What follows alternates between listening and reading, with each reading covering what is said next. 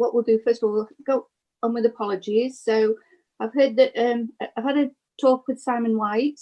Unfortunately, he can't get on Zoom this afternoon, and I have had a chat with him. He has given me some comments for item number 6 on the agenda, which I'll pull on. So any more? Chair, I've also had apologies from Councillor Walklate. Oh, okay. Okay, do we have any declarations of interest? No. Apologies from Thank you. Okay, so moving on to the minutes of the previous meeting, which was dated the Thursday, the 12th of March, 2020. Any comments on those minutes from anyone before I start? Sorry, excuse me, Councillor Waring. Was the declarations for interest, or I was trying to find the raise hand button, just to make it, to make people aware, if they're not, that I also work at the New Vic Theatre. I'm the director of Borderlines there. Although I don't think that there's any direct conflict of interest, then obviously heritage and some of the things around Astley are things that the New Vic have been involved in. So I just want to make that clear. And there's no personal interest to declare. Okay. Thank you for that then, thank you. Okay then, so the minutes of the last meeting on the Thursday the 12th of March, has anyone got any comments? On the item number 5, I mean this will come up later anyway, but we were waiting for the result of the application to the National Lottery Heritage Fund, and we were successful in getting £248,000 for the museum project from the lottery. Wonderful. Okay, anyone else got any comments? No, I've just mentioned item number 6. We had a presentation at the last meeting from Michelle Borrell-Adams and Phil Fortune. We had a look into the notion of becoming a European city of sport, but from what we could see, what I could see, we would seem to be putting an awful lot of money into it and not be getting out. So I think there's plenty of time to consider that. I just think with the COVID pandemic as it is and travel the way it's going, that it's something that we should shelve for the time being. So I've had that taken off the agenda, and if in the future anyone would like to see that revisited, we can do. So that's the European Town of Sport. So if there's no other matters arising from the minutes, we'll move on to, sorry, anyone? No. On to item number 5, the BRAMPTON Museum. Stella's just given us some information. Have you got anything else to tell us? As I just mentioned, we were successful in March in acquiring £248,000 from the National Lottery Heritage Fund towards the museum project to support both the capital and the activity programme. Obviously, with COVID happening when it did, it's all sort of slowed down a little bit, but we are hoping to go out to tender for the capital side of the project within the next couple of weeks. We're just finalising all the papers with Simon Sowerby, and those things will go out, and we'll see what the cost of the capital work is, and then review it when those things are back. Okay. So I think they will go out to tender for 4 weeks. So after that, we can assess each tender and then take it from there. Could you just quickly give us an update on the opening then, how it's gone so far? The museum opened on the 27th of July. We were the 3rd museum in Staffordshire to open. So it was what we've decided to do was to open Monday to Friday between 1 and 5 in the afternoon. We can only allow visitors to the ground floor because the first floor is far too small in lots of ways for social distancing. Also, for cleaning, the cleaning requirement upstairs would be horrendous. We have a linear route through the museum.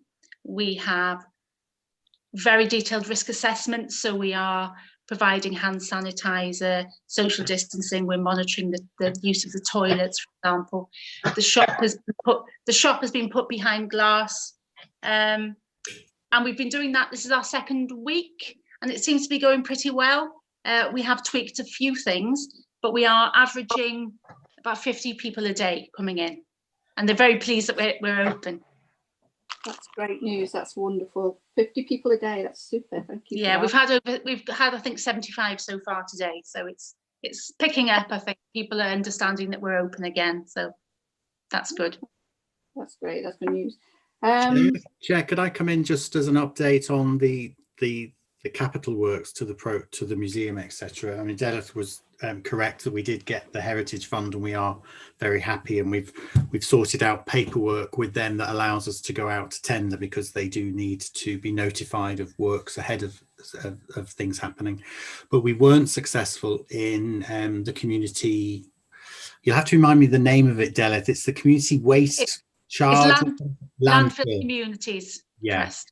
So we only got 50% of what we were hoping for that, and that has generated the need to go back out to the market. We did go and get a contractor's price for the scheme with what we on the scope that we've currently been working to, but it was too expensive. It came back too expensive from the market. And then when we lost some funding, so what we've decided to do, and we've been doing over the COVID period, is to look at the scheme and try and value engineer it. So we design out cost, but we don't lose scope or quality. That sounds, people understand that. So we're just finalising those value engineering issues, and then we'll go out to market and we'll get some prices.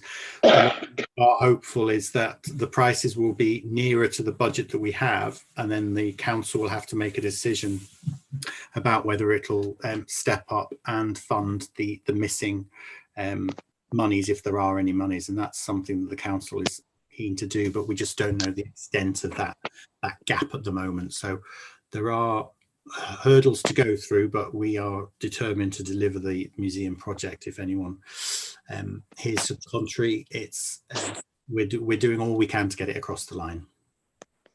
Thank you, Simon. That sounds really good. Any questions on it from anyone? No. Okay, then, thank you. We'll move on then to item number 6, the Astley Fest, which I believe this year is online on Saturday the 1st of August, normally at the Lyme Valley, isn't it? So did anyone see? Yes, hopefully you can hear me now. Yes. Yes. Hi, Trudy. Yeah. All right, then. Well, yes, so the Astley Fest reveal should have been taking place on the 1st of August, but the decision was taken some time ago, beginning of the outbreak pretty much, not to go ahead with it. But we had by then received some of the funding we were hoping to get for the Astley Fest from Arts Council England. I think that was reported in the last notes that we'd got this 14,800 or something. And so we used a small amount from the contingency funding aspect of it to fund an online festival, which was quite innovative in its way. We got the actress who played Patty in Astley's Astounding Adventures. She took on the role of Patty, basically, to be a link, to introduce it, to do some tasters and teasers. There was clowning, How to Be a Clown by a chap called Tweedy, juggling workshop by Andrew Van Buren, How to Turn Your Home into a Circus by our very own Dan Jones. So it was many and varied, and then interspersed with videos. So I have yet to get the feedback on it. That's coming on a meeting on the next Wednesday. So certainly I can report back to that for minutes and things. But I know that the Appetite programme have been doing something similar for a while now. So they have built up a bit of an audience already. So hopefully we'll get some good news from that. And then we're now looking for funding to be able to deliver Astley Fest for real in Lyme Valley in August 2021. So that's the update really, but so we should have a bit more to report once we've had some feedback on how it went in terms of audience numbers and things. I have got a few figures on that, Trudy. I'm not sure where Tess got them from. I can't take credit for this. But she said there were 2,337 views of the 10 performances over the day. Wow. Might be Facebook page. And then 1.6 thousand followers.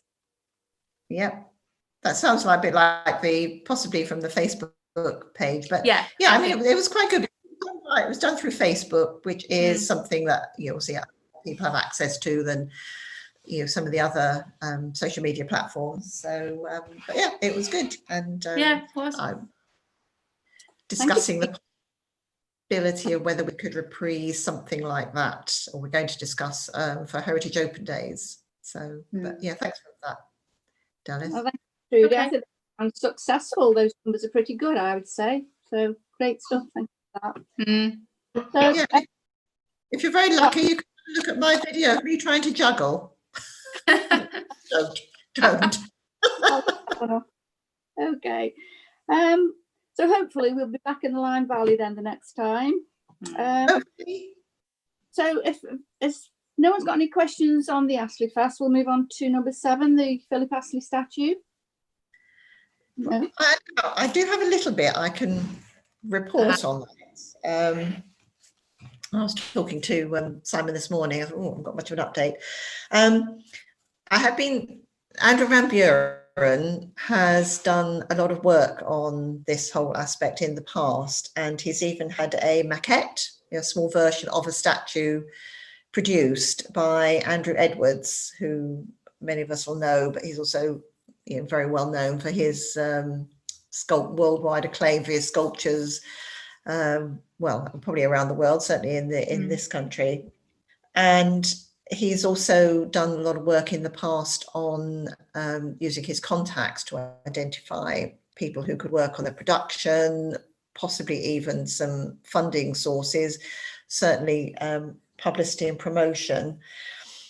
And I have also had a quick word with Ray Johnson, who I think I recommended last time it would be worth getting him along to talk to a meeting about the pain and the pleasure of the bringing the Arnold Bennett statue to fruition. But he was saying there's basically 3 stages to the process.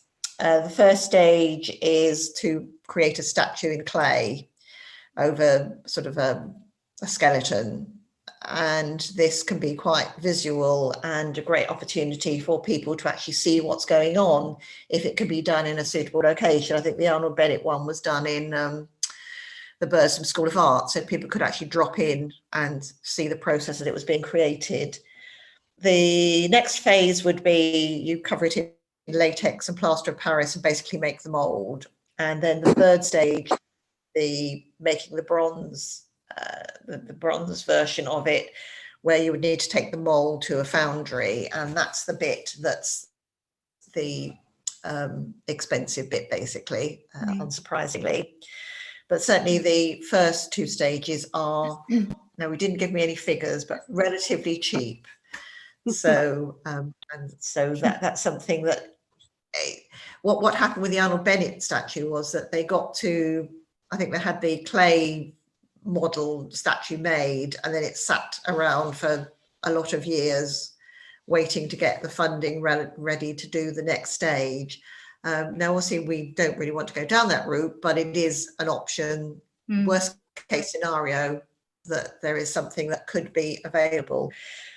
But I'm just thinking that since Andrew Van Buren has so much information, so much background to all of this, and as I say, even has this maquette, which I think we did see once, didn't we, Dallas? I think, vague recollection. But anyway, I think so. Yeah, it's worth. It would be, I think, if you would be interested in that, getting him to have great involvement with this group in terms of the statue. Because I think there was even talk about the idea of the statue being the centre of a trail, where you, a bit like the Blackpool comedy carpet, where you would have possibly paving stones that were linked to all of the historical characters from the town somehow.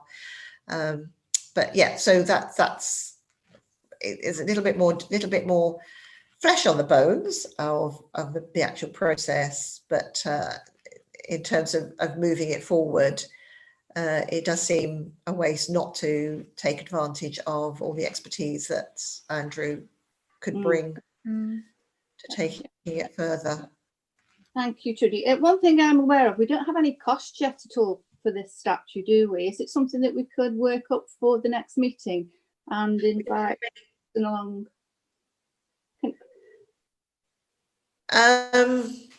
Possibly.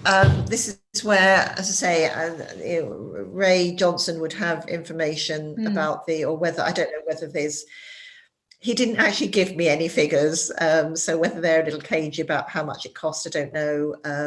But I don't know if Andrew would have figures, but we could ask the question. So would the best thing to do would be to invite Ray to the next meeting for a presentation, and at that time he should be able to give us some idea on costs and things? Or is it something I would think possibly have Ray and Andrew. That's okay, because but yes, I think it would be, to hear it from the horse's mouth would be probably better for members involved in the group. Okay, then, so that's something that we'll do. Then we'll invite Ray and Andrew to the next meeting. We may have to change the date of the next meeting, but we'll talk about that at the end of the agenda. So that's an action there. So has anyone else got any questions or would like to make any comments about the Philip Astley statue? Barry, yes. Yes, it's just a bit of forward thinking, I know, but has any of the thoughts been given yet to where you're going to site it? Not that I'm aware of. Trudy? I just wondered this all.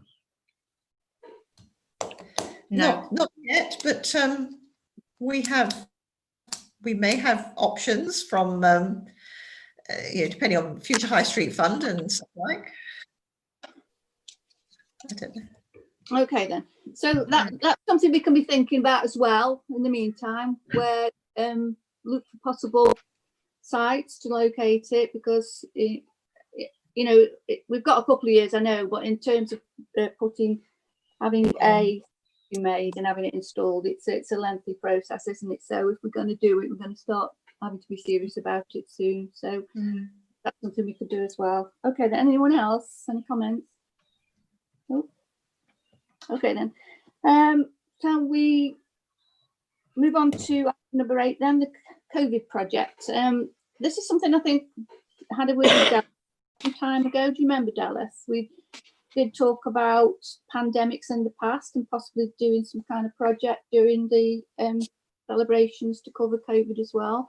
We've got the ideal opportunity to sort of log it on a monthly basis now. So if we wanted to produce something throughout the year, for the pandemics, it's something we could do. Have you got any ideas? Yeah, several.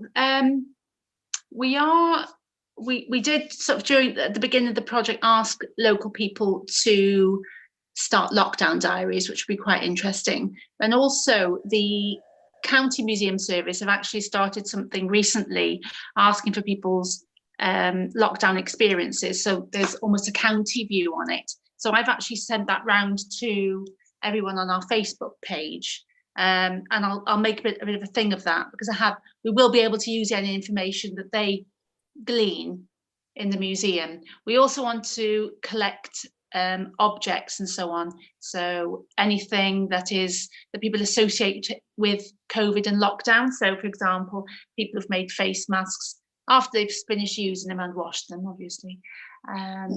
Perhaps some of the NHS posters, that sort of thing. So we are thinking about that.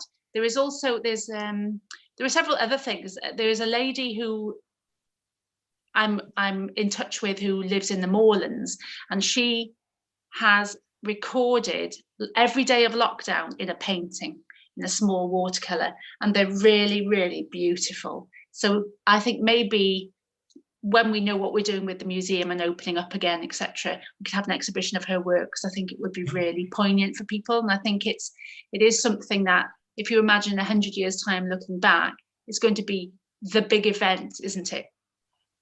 2020 pandemic is going to be huge. Okay, that sounds wonderful. I mean, we were talking about having an exhibition every month throughout the year, weren't we? So a painting on each month would be super. That'd be great. Yeah, thank you. Okay then. Sorry, councillor. Yeah, with that, certainly the New Vic have been doing something. So Youth Theatre have done like kind of audio time capsules. So kind of the equivalent, like kind of audio diaries, really, kind of lockdown chronicle type things.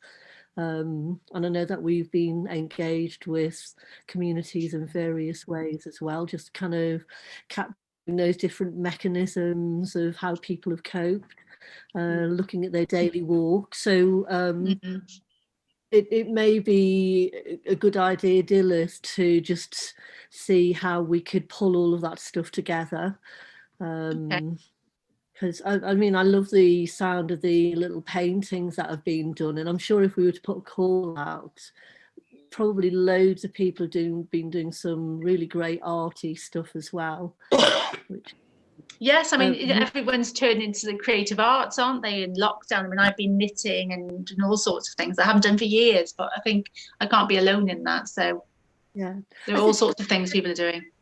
It's really good for mental health and well-being, though, isn't it? Those kind of activities. So it could tie in with something around mental health and well-being as well, I think. So there's quite a bit of work to be done there, isn't it? Because we could tie it in with all previous pandemics and bit of research done. So that sounds like a good project, I think. Yeah, I mean, I want to also try and get some of volunteers when they come back, because at the moment they're all, well, a lot of them are over 70, so we're not keen for them to come back at the moment, is to have a look through the archive and see what we can find out about the 1918 pandemic locally, but also earlier pandemics. Okay. Thank you. Any comments? No. Right, then item number 9, calendar of events and action log. I think it's important now that we start putting something down on paper, and I'm just thinking if Delith and I could work together and work up some kind of action log and go through all the ideas we've had over the 7 minutes so far, so we can start putting a bit of meat on the bones and then deciding what we're going ahead with and what we're not going ahead with, and we can see at a glance, you know, the things we're thinking about. So that's that you and I could work on together for the next meeting. Okay. As this meeting was not on the original calendar, the next meeting in my diary is the 10th of September, which unfortunately I'm not going to be here, and it's a bit close, so I'm wondering whether we should cancel that one. And then the next diaried one is in January, so we could possibly think about having one in October and then maybe the end of November. Does that suit everyone? Barry? No. Yes, so just say I also would not be available for the 10th of September, so October, November would be ideal for me. So Denise, if everyone is in agreement, then could I ask Denise to cancel the meeting on the 10th of September, and then look to reschedule one for October and then possibly the end of November. Then we get 2 more in before the end of the year, and then we can kick in again in January the 14th. And then we've got a schedule for next year already, so we'll be okay with that. And is this time and day still okay for everyone? Yeah, it's fine. Yeah. Okay. All right then. Yeah, there is on the calendar I'm looking at. There's one on the 12th of November at 4:30. 12th of November, 4:30. Okay, I must have missed that one. Right then. Okay, so do you want to have one in the middle of October and that one, or do you want to move them? I think spaced out a bit more myself. I would say space them out. So we need to just set new dates for October and perhaps the end of November if everyone's in agreement. I'm happy to canvass everybody with some suggested dates that suit you, Chair. Yeah, that's fine. Thank you. Will do. Okay, has anyone got any other business? Before you go on to the end of the business, can I just say apologies for coming a little bit late today, but the 4:30 for me means that I'm possibly going to be slightly late for every meeting because it's when I get, well, however soon I can get in from work. But obviously, if I'm back, I'm back. What time suits you, Jill? Anything after that, because I finish work at 4 o'clock on Thursday, but I work in Stafford, so it depends on the motorway, really. I've made it today because the motorway is pretty empty, but of course I missed a couple of minutes at the beginning, so it's whatever suits everybody else, really. It's just that I'm always going to be working on a Thursday. Okay. Would anyone object moving the meeting to 5 o'clock? Does that suit everyone or not? Any objections? No.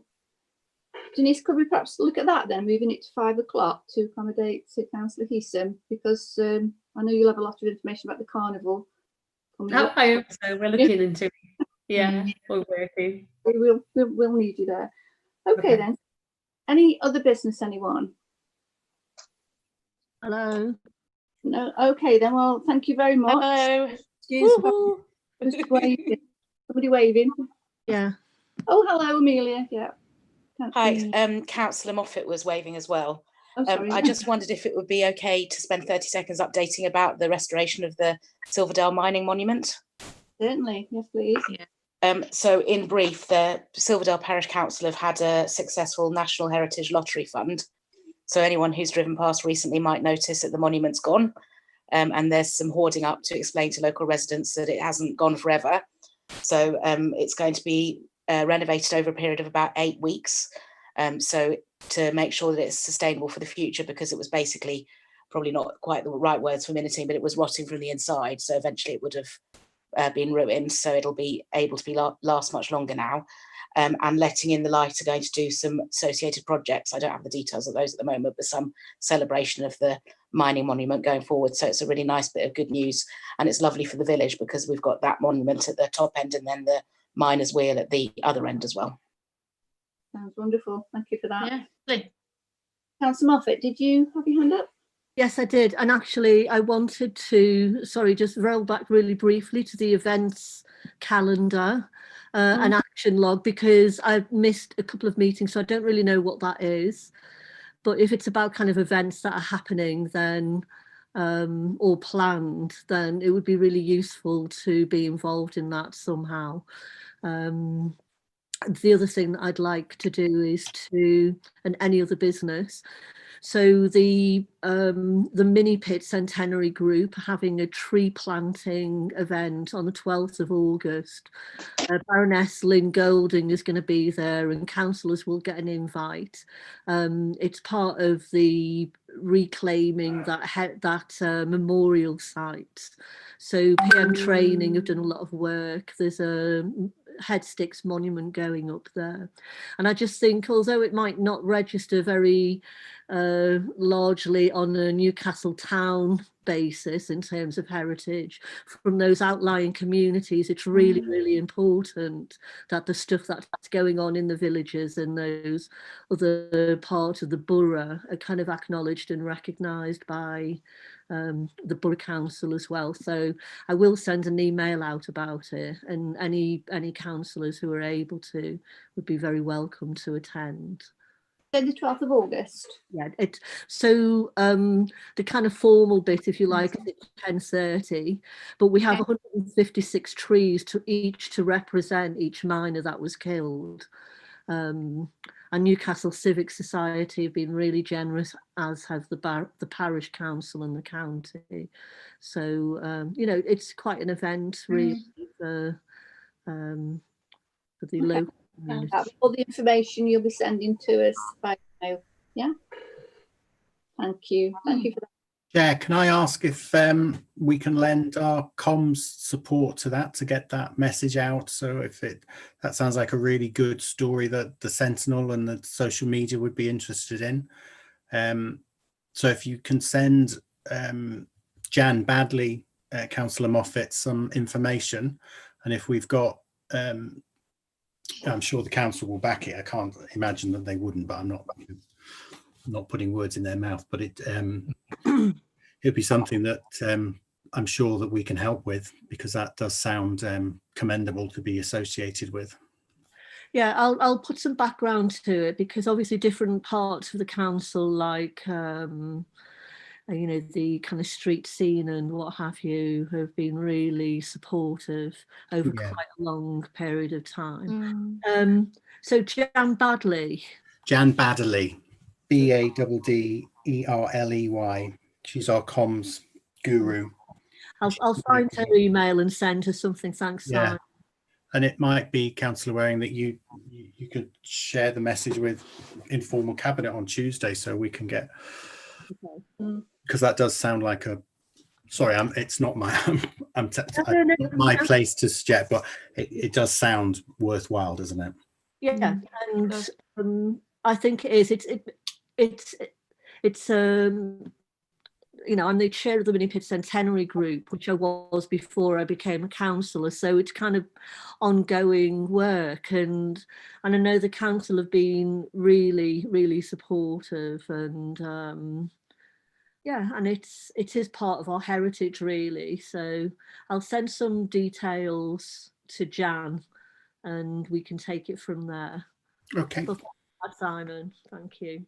Thank you, Councillor Moffat. Is it centenary, did you say? Was it the Mini Pit disaster? Is that what it is? So the centenary was the January 1918, so that was 100 years. So obviously the pit blew up when the First World War was still on. Wilfred Owen's very first poem that was published, called Miners, was written about the Mini Pit disaster. He wrote it just after he was recovering from PTSD. And there's been quite a lot of events from that centenary with a kind of a determination that the centenary should be the kickstart of us kind of marking that event and reclaiming that area. No, so there's some great stuff. I mean, I'll do a proper update and report on where we're at, because we will be going for kind of some heritage lottery funding as well for other work to be done there. So but, you know, I can do a bit of a report for this group so that people are all on the same page. I was just wondering if for the 850th anniversary, whether, you know, there's been quite a few mining disasters, hasn't there? Yes. Maybe we could include something like that, Dallas, on the blog, and look at all, because there's been quite a few, and we could do something every month on something like that, if you thought it would be a good idea.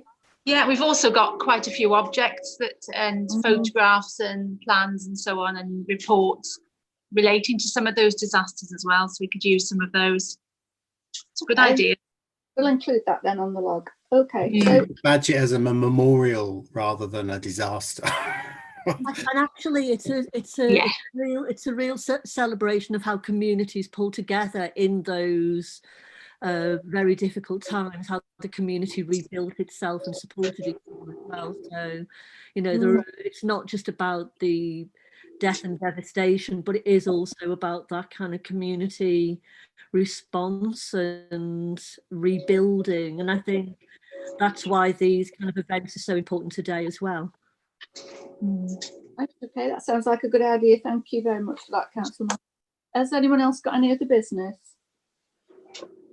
Okay, thank you, everyone. Hold the meeting to an end then, and we'll see you. What's the next date, Denise?